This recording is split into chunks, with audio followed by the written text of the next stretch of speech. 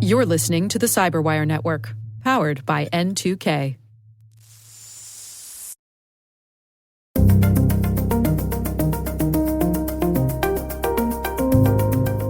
The ransomware market has changed a lot since 2016. And so I really wanted to kind of give an update to kind of what's happening and get it in a condensed, understandable format. Hello, everyone, and welcome to the CyberWire's Hacking Humans podcast, where each week we look behind the social engineering scams, the phishing schemes, and criminal exploits that are making headlines and taking a heavy toll on organizations around the world. I'm Dave Bittner from the CyberWire, and joining me is Joe Kerrigan. He's from the Johns Hopkins University Information Security Institute. Hello, Joe. Hi, Dave. Got some good stories to share this week, and later in the show, my conversation with Alan Liska from Recorded Future. We're going to be talking about the evolution of ransomware and his new book, Ransomware, Understand, Prevent, Recover. All right, Joe, before we jump into our stories this week, we have a little bit of follow-up here. Someone wrote into us. What do they have to say? They have a question. It's Joan, and she has a question. She says, "Hello, my dad received a call supposedly from MasterCard fraud department. The scammers asked him for the last four of his social security number, which is a common means of identifying people in the U.S., and also asked for a photo and video of him. Why are they asking for the photo and video? Any thoughts?" Dave, I have my thoughts. What's your thought? Well, I think, first of all, these folks want to gather as much as they can. I think the photo and video, I think there are some fraud departments who ask for this, ask for a photo or a video to, align with your license, your driver's license or something like that. I imagine this could be used to mock up a driver's license or something like that. What do you think? Right. I don't think this is actually from a MasterCard fraud department. I don't think. You don't give out information on an outbound call or an inbound call rather. So, Joan, one thing I'd say is make sure your father listens to this show or other shows like it.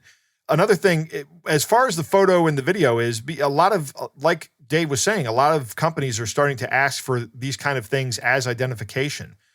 It may be the case that these guys are targeting your dad because they've already built a significant dossier on him. They already have a lot of information about him, and they're looking to flesh that out with with the last four of his social security number and of a photo and a video, so that when it comes time for them to try to break into a bank account of his, they have those assets available.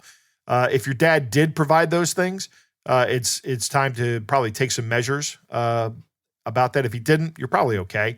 But I would still put some credit monitoring in place and possibly talk to any banks that he has accounts with and let them know that he's being targeted, just so that they're on the lookout for it. Yeah.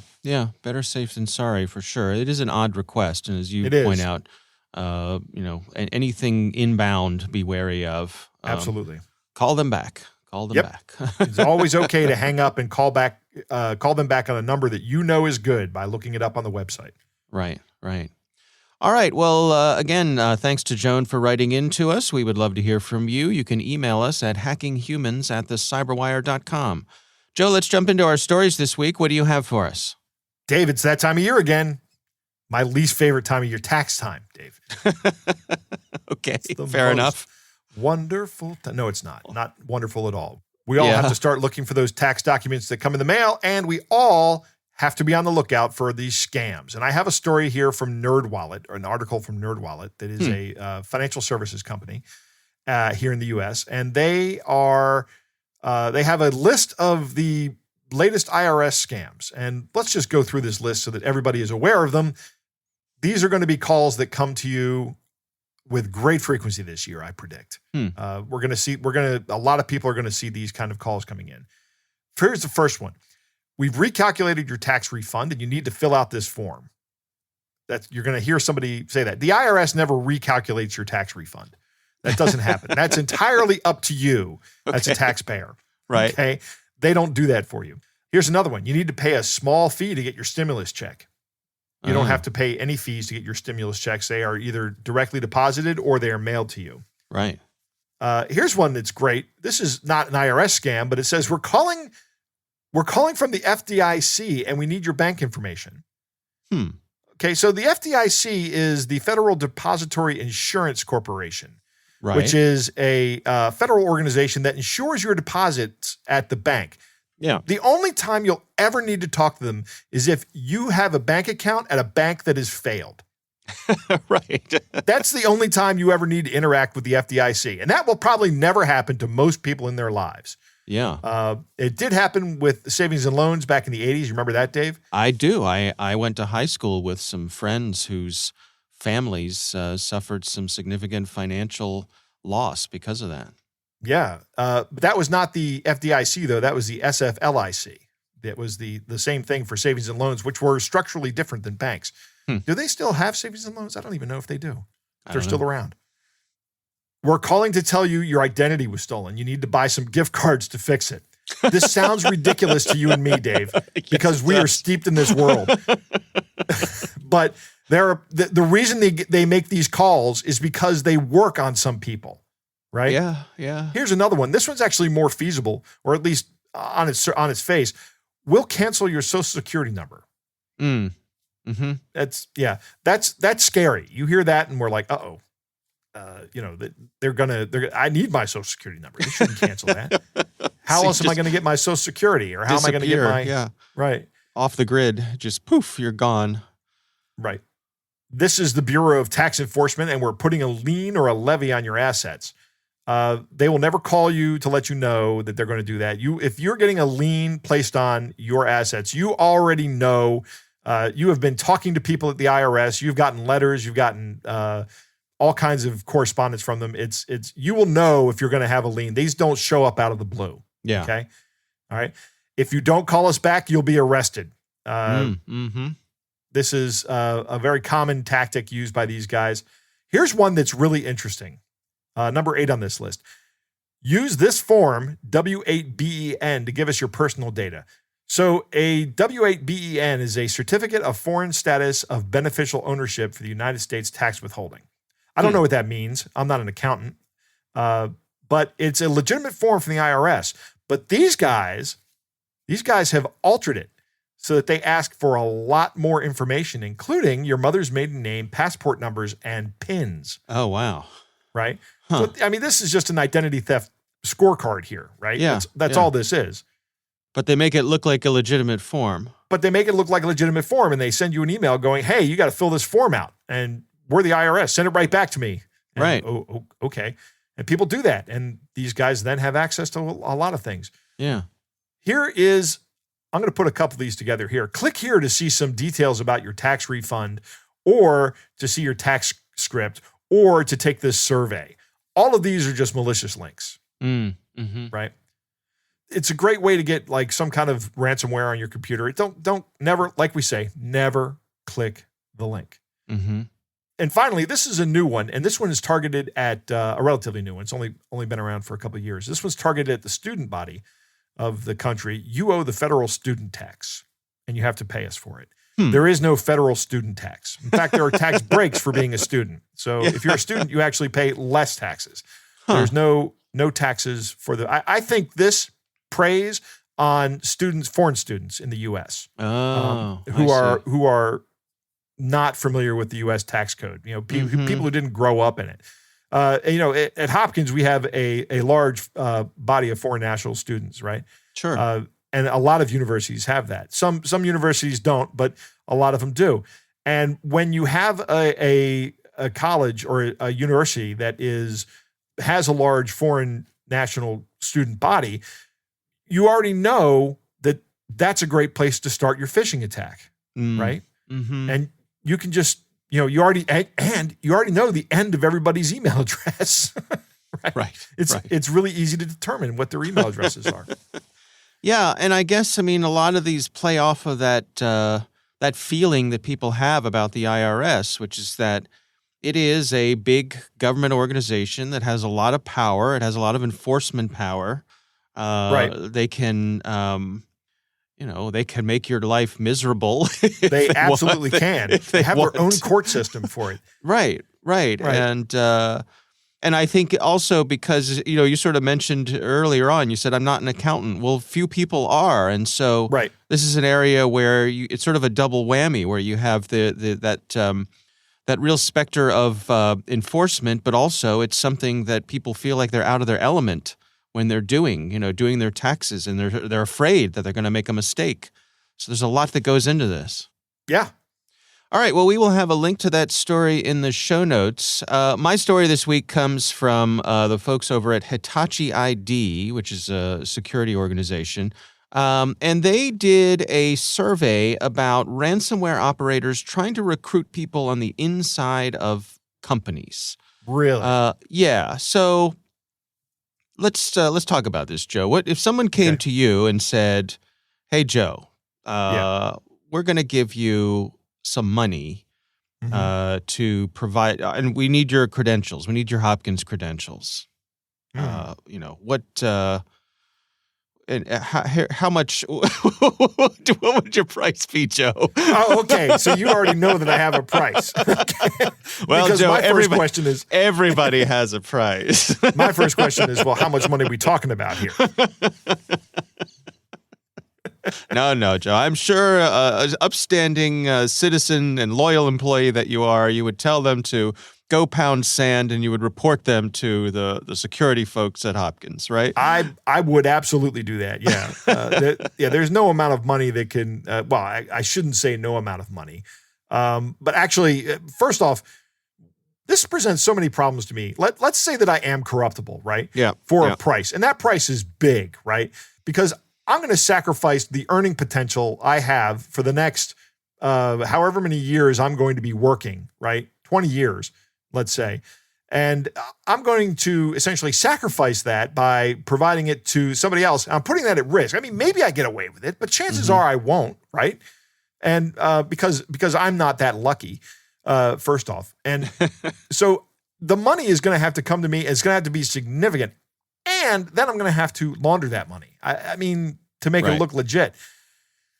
Yeah, this who is needs a real that kind of work, right? Right. Who needs that kind of headache? I think it's just easier for me to just continue to. First off, you probably don't have the money to get me to give you the access, and second off, I don't want that headache. And third off, I'm actually, and this is the more important thing, I'm actually going to do what's right here. I'm going to absolutely make a phone call to our security department, and then we're going to make a joint contact to law enforcement. That's what's going to happen. Yeah. And maybe I will tell you, oh, sure, I'm interested in this. But, there's going to be other people listening on that phone call. Well, these folks in there, they surveyed 100 IT and security executives, and they found that there's been a 17% increase in the number of employees and executives who've been approached by hackers to assist in ransomware attacks. That is interesting. They said the majority of these requests came through emails. 59% came through emails. Some were made through phone calls, which seems pretty bold to me. Right. 21% arrived via social media messages. But here's the part that is interesting, I guess surprising. Most of the employees were offered more than $500,000 for assisting the attackers. Some were offered up to $1 million. Really? So we're talking real money here, Joe. Yeah. But I've seen other reports where they've surveyed folks, and for your, I guess, not executive level folks in organizations, it was surprisingly low amounts of money that people would be willing to be bribed for to give up their login credentials. Right. Like $100. Somebody walking down the street, give me your username and password. I'll give you $100. A surprising number of people would be willing to do that. Right. That seems like a missed opportunity for those people, Dave, because they're selling for $100 something that's valued at $500,000, right? Well, and I don't. I jest, of course, but I mean, right. You're right. If you're a low level employee, you're not that vested in the success of a company, right? Yeah. And you may have the feeling that the company's not that vested in your success, and that might be correct. This speaks a lot to corporate culture, I think, and making sure that people are feel that they're vested in the company and the success of the company as employees. And I don't want to tell anybody how to run their business, but I think you're better off if you genuinely have concern for your employees than if you treat them like cattle. Yeah. Yeah. Well, this survey also said that 49% of the organizations whose employees had been approached ultimately fell victim to a ransomware attack, although they're not sure how many were due to insider attacks. So, these organizations were in somebody's crosshairs, right? And the attempts to go through insiders were part of the way that the bad guys tried to get in, and half the time the bad guys were successful. Yeah. Yeah. To me, this speaks to the need to have things in place. First of all, as you say, treat your employees well so that they're on your side and not the bad guys' side. Right. Educate them on these sorts of things. Have a way for them to report these sorts of things.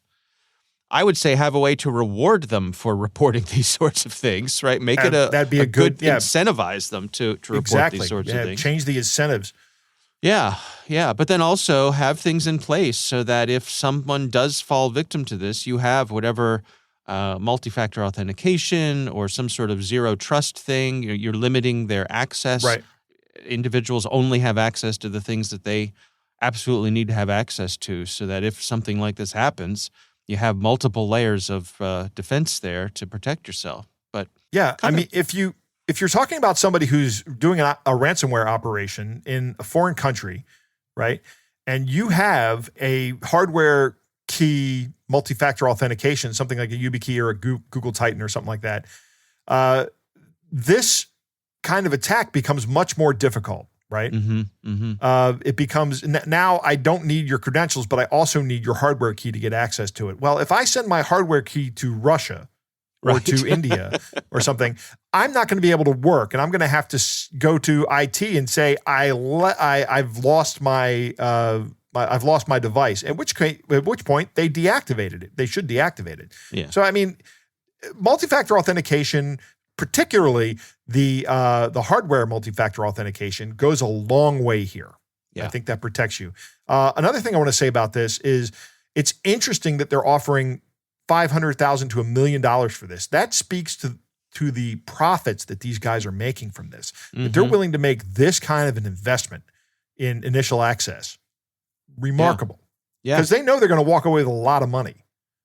Yeah, absolutely. Well, do the right thing. Resist. Yep. Resist. So you don't want this kind of trouble. Yeah.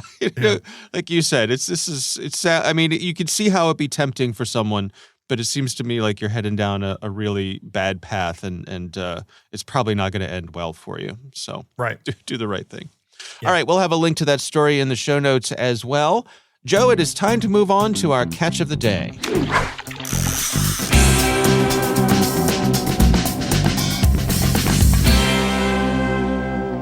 Dave, our catch of the day comes from a listener named Michael, who writes, I feel like I have failed in my mission in life. Don't feel that way, Michael. On the bright side, I just told the CEO of a large organization that she needs to force all of her employees to listen to Hacking Humans from now on. Well, see, there you go. You are a raging success in my book.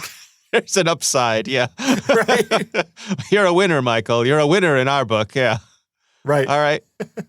So Michael sends us this text that he got from somebody he knows, and this is not a scam text. This is a text about a scam. Okay. So Dave, I'm going to have you read this. It says, someone used my name in an email to scam counselors at my office using the gift card scam. Someone bought $2,000 worth and another person fell for it. I assume someone hacked something of mine. Any recommendations on how to tighten up my security or identify scammer? So this is somebody asking for help from somebody who's in the industry, which is great, right? Yeah. We all in this industry have to do everything we can to help people understand the nature of the scams that people are going to use to target you. This is remarkable that somebody bought $2,000 worth of gift cards in a gift card scam. I would say to this person, chances are you didn't get hacked. You got impersonated. I would do an audit of all of the, just look around your office or look around all of your accounts and see if any of them have been compromised. Look at the emails that were sent to the victims of this scam. And remember that these people are victims of a crime. They're not, they're not stupid. They didn't fall for it because they're dumb. They fell for it because they're people and they were trying to help what they thought was you out. And these people took advantage of these criminals took advantage of that. Right. It's an unfortunate case, but I think, there are much larger losses that could happen here. So I would definitely recommend social engineering training for everybody at your organization, because this really doesn't target your organization. It targets the employees at the organization, right? These two employees that got scammed out of gift card money spent their own money on that, right? This is tough. Yeah, it's interesting. It says someone used my name in an email to scam folks at the office. Right. I wonder if they just used this person's name. Did they use this person's actual email address? The reason I ask that is because that could be the difference between impersonation and someone, say, credential stuffing to get into someone's email account and actually send emails from their account. So yeah, you need to do an analysis on this to see if these emails were actually sent from your account or if they were just spoofed being sent from your account. Or frequently we see people just open up a Gmail account, change the name on the Gmail account to your name, and then send emails from it. I mean, I actually fell for one that was sent in person by somebody impersonating my boss from some random Gmail account. I replied to the email and said, yeah, I'm in the office. I'll be right down. Yeah. So again, if just use multi-factor on all your email accounts, and that will stop anybody from getting into them, but it won't stop people from impersonating your email address though. And it won't stop people from sending in emails from Gmail accounts that they just open up. So that's the only solution there is social engineering training. So if they're using credential stuffing, just again, a reminder to not reuse the same credentials multiple places. And if you use a password manager, password managers will have your back on this kind of thing. They'll tell you when you're reusing things. They'll tell you when you're logging in to a website that isn't the website you think you're logging into. So we sound like a broken record sometimes, but there's a reason, and all of those things that we mentioned would help prevent something like this. So absolutely. Again, thank you for our listener Michael for sending that in to us. We would love to hear from you. It's hackinghumans@thecyberwire.com.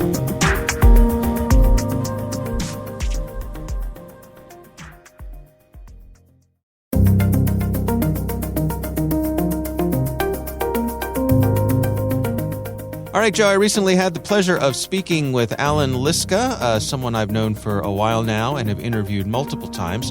He is a threat analyst over at Recorded Future, also a book author, and his most recent book is titled Ransomware, Understand, Prevent, Recover. Alan literally wrote the book when it comes to ransomware. So here's my conversation with Alan Liska. I really wanted to get in on the young adult trilogy thing and hoping for a large movie deal, with a famous young actor portraying the lead DFIR analyst. So we have the original book, this book, and then I'm sure in 5 years I'll do another book because they don't work. In all seriousness, seems like a solid plan, Alan. Thank you. I got to have a retirement plan somehow, and if it's a movie studio paying for the rights to my book, great. In all seriousness, I co-authored the book with Tim Gallo back in 2016, and the ransomware kind of market has changed a lot since 2016, and ransomware attacks have changed dramatically. Some of the defenses that are needed have changed, and so I really, really wanted to kind of give an update to kind of what's happening and get it in a condensed, understandable format. I really, if any publishers are listening, I really wanted to write a book on the history of ransomware and not have any technical stuff, but nobody really wants to hear the story of ransomware from me. They just want to know how they can protect themselves from me. So this was an option, and I was really excited and happy to do it. And Actual Tech Media and Recorded Future have been really great, making the book freely available to anybody who wants it. You can also, of course, buy it on Amazon, but if you want the PDF version, it's free to anybody, and I think that's amazing. So what are some of the key things that have changed in between your first ransomware book and this one? Two really big things are big game hunting. So instead of, when I wrote in 2016 or when we wrote in 2016, ransomware was single machine, encrypt that machine, and then you're done. It was still a big problem for organizations because they were getting hit a lot. So those single machines kind of added up. Whereas today it's encrypting thousands of machines at the same time. And of course, with that comes a much more hefty ransom involved. And then there's also the idea of that extra extortion, the double and triple extortion of leaking files, which wasn't the case. And I'll also throw in ransomware as a service has made it a lot easier for anybody to kind of get into the ransomware game. Whereas in 2016, you had to have some level of technical skills, not much, but you had to have some. Now, really, there's handbooks, there's guides that are available. Ransomware actors brag about how easy their ransomware is to install once you get in the network. And so that really does make a big difference. Yeah, it strikes me how much this vertical, I guess we could call it, has really professionalized itself. That it's not just the kids in the in the AV club who are doing this. I mean, these are serious organizations. Right, absolutely. I mean, when we talk about the growth of ransomware, it's not just that ransomware itself has gotten bigger, but the ransomware Inc., if you will, has gotten bigger. And that, now you have ransomware groups that hire professional negotiators. Well, not professional. They hire at least English-speaking negotiators, let's say that. They hire developers to build out their ransomware. They hire initial access brokers to gain that first footing, and then buy the access from them. So there's this whole sort of set of cottage industries that have sprung up in support of ransomware. And part of that is just because ransomware makes so much money. Right now, outside of possibly business email compromise, ransomware is the most profitable, by far, cybercriminal activity. So what has changed then in this updated book in terms of your recommended approaches for people to prevent this and deal with it if they do find themselves falling victim to it? It's funny because some of the things just haven't changed. People just haven't started doing them yet. So, some of the things like you need better asset management, you need better vulnerability management, right? That's kind of, we've been, you've been doing this for a long time. I've been doing this for a long time.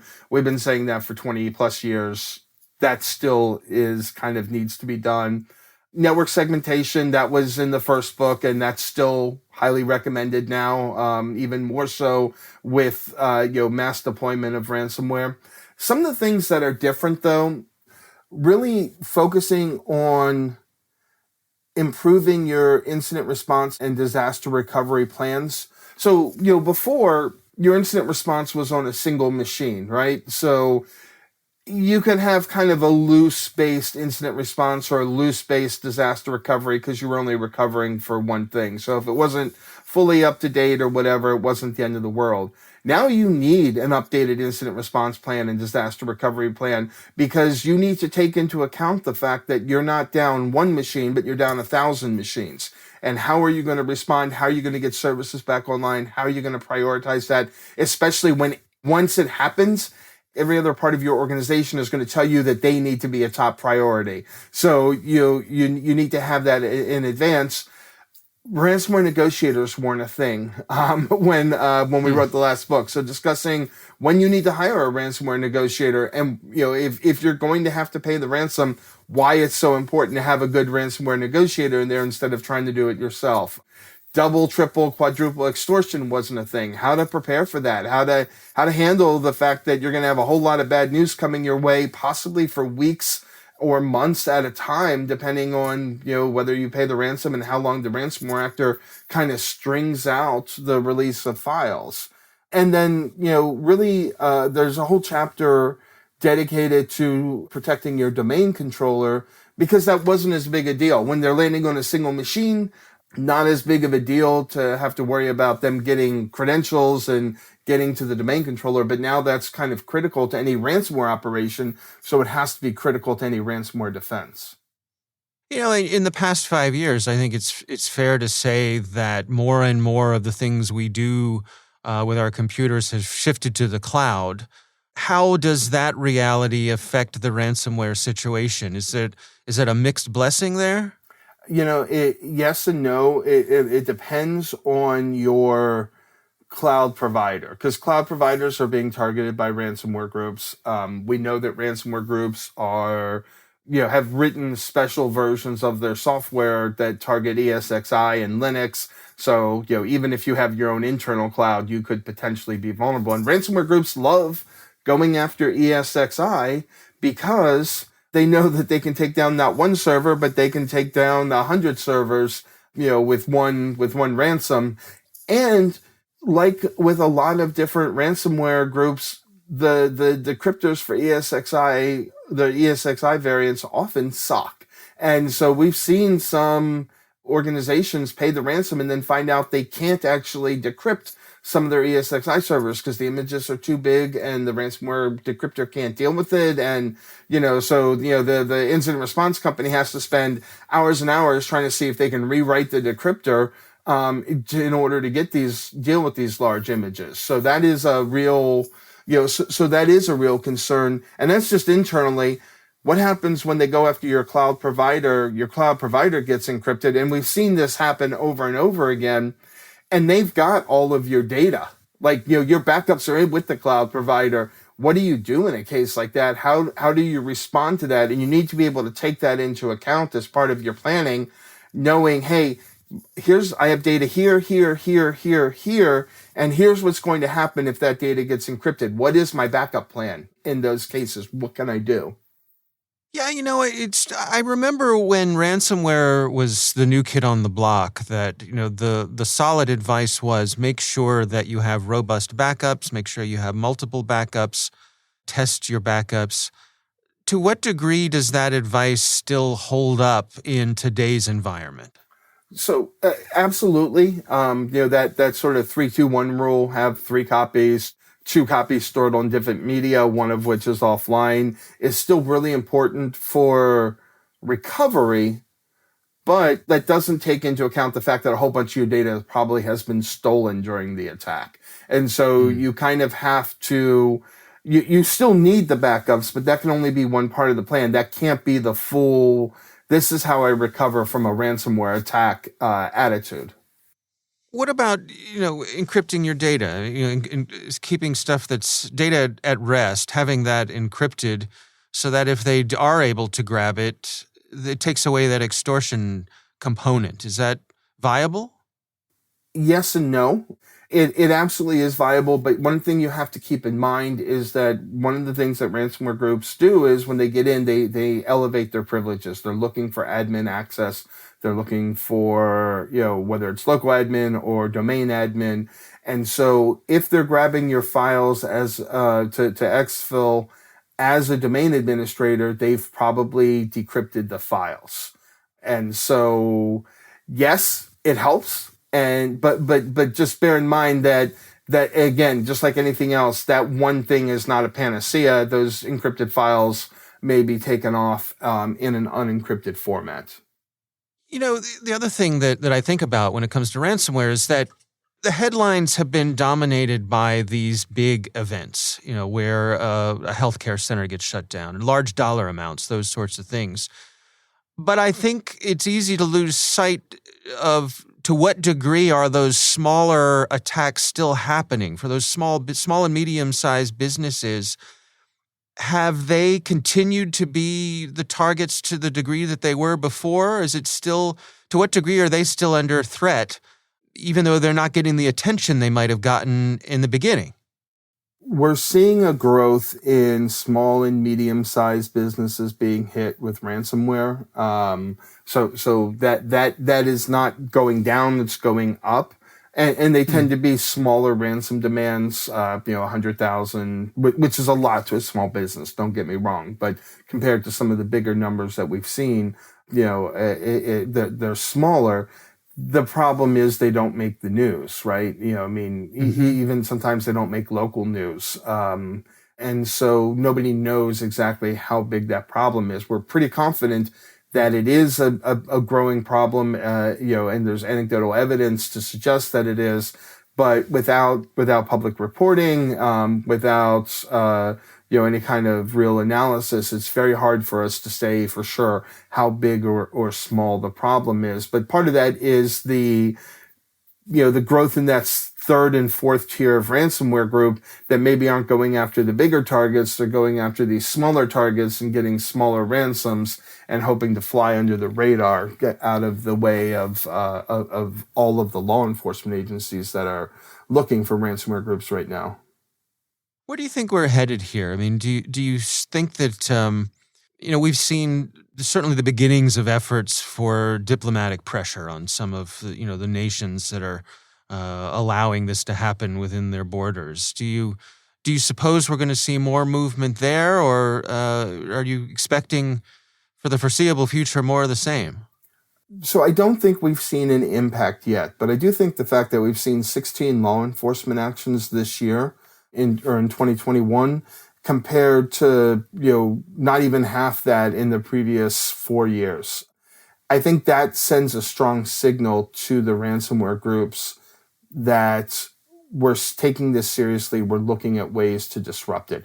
To the best of my knowledge, it's not having an impact yet, but it's really, really hard to determine that because a lot of what we have are trailing indicators. So, we know what the ransomware situation looked like last month or, 2 months ago, but not necessarily right now today.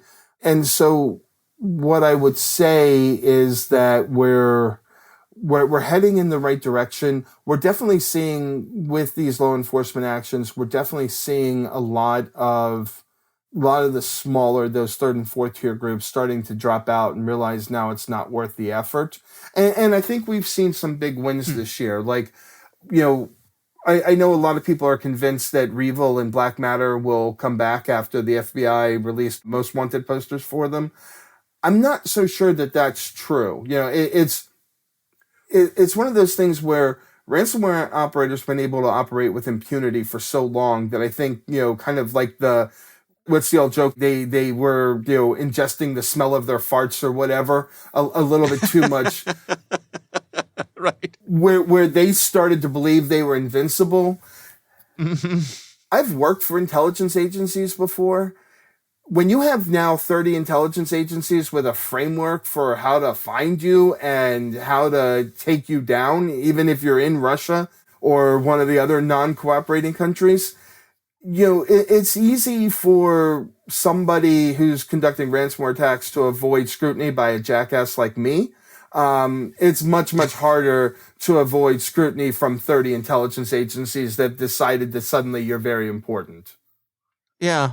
Well, and I mean, you've made the point on social media, I think only half jokingly, that folks should go look at the purchases of exotic automobiles in these countries. That there's a pretty strong dots to connect. Right, exactly. I mean, they're not subtle with how they spend their money. Whether it's fancy cars, nice houses, whatever else that we've seen, all of the things that we see when we do these raids, outside of Russia, when they're in Russia, they're doing the same thing. And so there's a lot that governments who want to track them can track them. And again, I'm not saying that you send in an assassination team or anything like that. I'm absolutely not saying that. But I'm saying if you start producing information saying, hey, here you are. This is you. We know who you are, and we're watching you. Maybe that doesn't slow some of them down. But I think for a lot of them, then that starts to change the balance of, okay, maybe this is no longer worth it. Maybe I should take the fact that Russia's not going to arrest me and just keep the millions I've made and retire. And if that's not a great outcome, but if it stops the ransomware attacks, then it's a good enough outcome for us. This being the Recorded Future podcast, I'd be remiss if I didn't ask you, what part does threat intelligence play in an organization's defenses for ransomware? So one of the benefits of the big game hunting ransomware attacks is that you now have multiple opportunities to stop the ransomware attacker. So you have that initial access, you have, while they're moving around the network, you have the data exfiltration, and you even have hey, here are the things they're going to do right before they deploy the ransomware. So you have all of these different ways to detect them, but you need to know what to look for. And that's one of the ways that Recorded Future and other intelligence, providers offer you is, here's the Cobalt Strike things you should be looking for.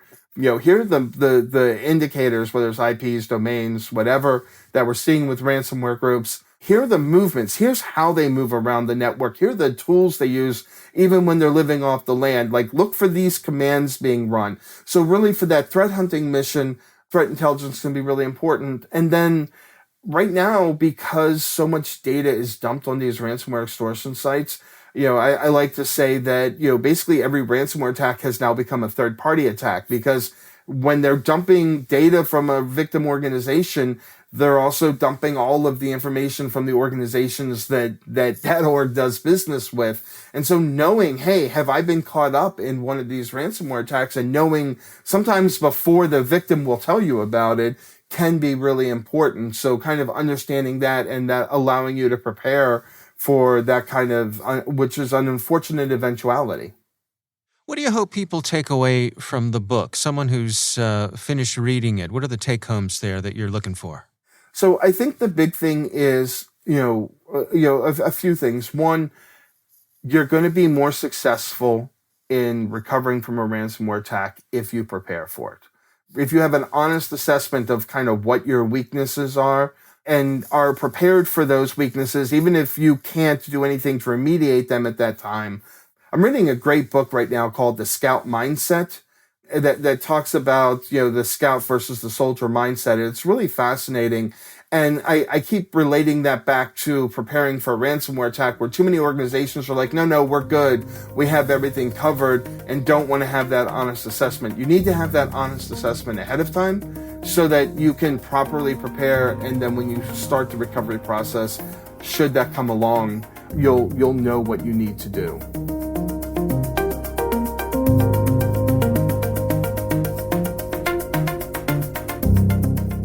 Joe, what do you think?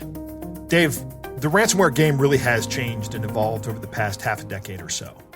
This is one of the things I was talking about at a conference last year or the year before. I can't remember. It may have been 2 years ago. COVID has absolutely shortened my time memory. It's right. I have absolutely no idea when things happen. But these things have gone from low-level attacks against individuals up to large organizations being targeted. This big game hunting, as Alan calls it. It has become a huge criminal industry, huge. So much so that they're hiring all over the place. Yeah. Your story was a great example about the magnitude of this industry. It's in terms of losses, it goes BEC and then ransomware. BEC is a highly targeted, focused attack that really relies on really good social engineering. Ransomware has a lot more of a technical angle to it, but these guys have people to handle it. So what do people do? Prevention is a big deal. I mean, Roger Grimes was talking about that on our show last week, right? And here Alan is talking about the same kind of things. And prevention is still the same issues Alan is saying about. It's still the basics. We're not doing things like asset management, vulnerability management, network segmentation. Those kind of things, when you don't do them, have huge impacts. A ransomware attack used to be just an incident. Now it's a disaster, right? It's something that merits a disaster recovery plan. And that has to be good. Also, that has to not be just sitting on your computers, because if it is, chances are it's going to be encrypted, right? You better print that thing out, have it sitting on your shelf. Right. Alan mentioned ESXi, and a lot of our listeners may not be technical listeners. So let me explain what ESXi is. It's an operating system by VMware that is their server-based operating system. So when you want to build a massive machine that's going to host a lot of these virtual machines, you're going to use an operating system like ESXi. There are other things out there. They're called hypervisors, but it's the server OS. And if you can encrypt one ESXi machine, right, one of these machines running this operating system, you can literally encrypt hundreds of virtual machines at once. I mean, that can destroy somebody. Yeah. There was a company, I can't remember the name of the company. It was a source code management provider that I had a small business with, and we had our code with this company, and these guys got hacked. Somebody got their Amazon cloud credentials. It wasn't a ransomware attack. It was a wiper attack. And they threatened these guys with ransom and saying, we're going to delete your products there. And they didn't pay the ransom, and these guys just deleted everything, including the source code for my company from the repository. Now, we all had backups of it, so it was okay. Wow. But that company was gone. That company was shut down and destroyed in one day by a malicious actor who just had access to their cloud resources.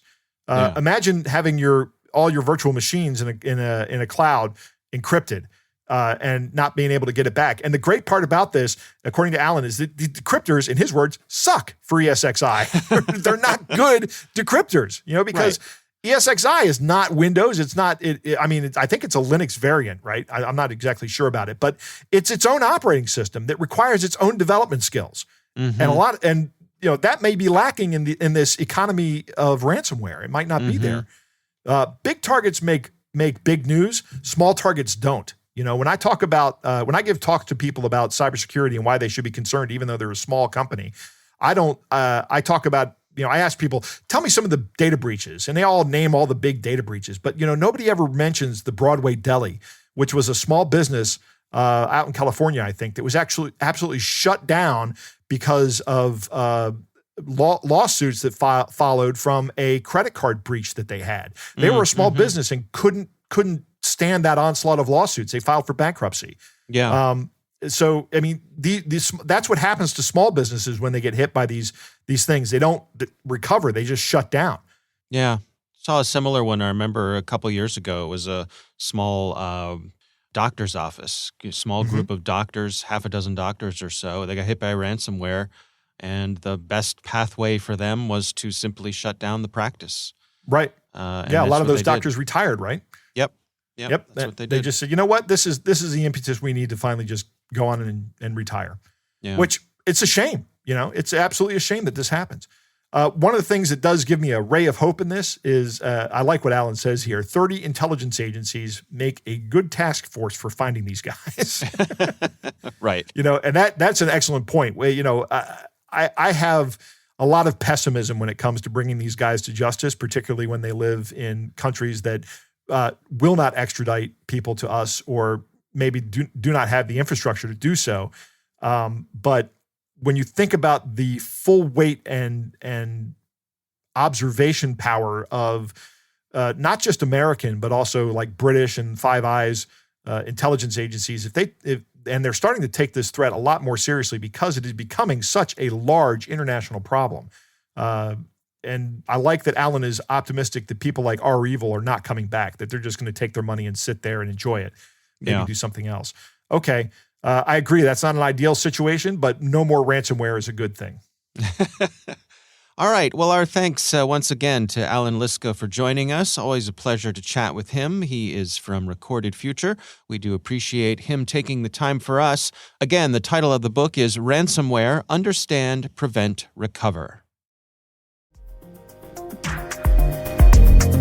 That is our show. We want to thank all of you for listening. We want to thank the Johns Hopkins University Information Security Institute for their participation. You can learn more at isi.jhu.edu. The Hacking Humans podcast is proudly produced in Maryland at the startup studios of Data Tribe, where they're co-building the next generation of cybersecurity teams and technologies. Our senior producer is Jennifer Iben. Our executive editor is Peter Kilpie. I'm Dave Bittner. And I'm Joe Kerrigan. Thanks for listening.